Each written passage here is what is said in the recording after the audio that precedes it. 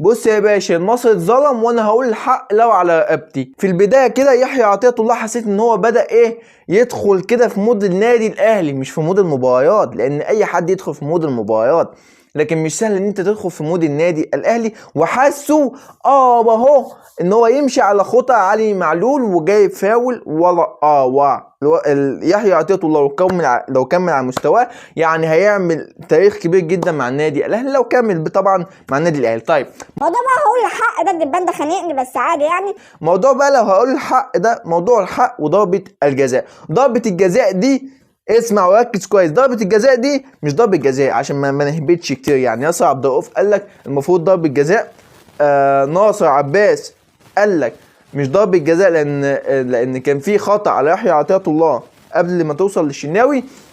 وعندك برضه توفيق السيد قال لك ان هي مش ضربة جزاء. فعايزين نقفل بقى الموضوع على هنا.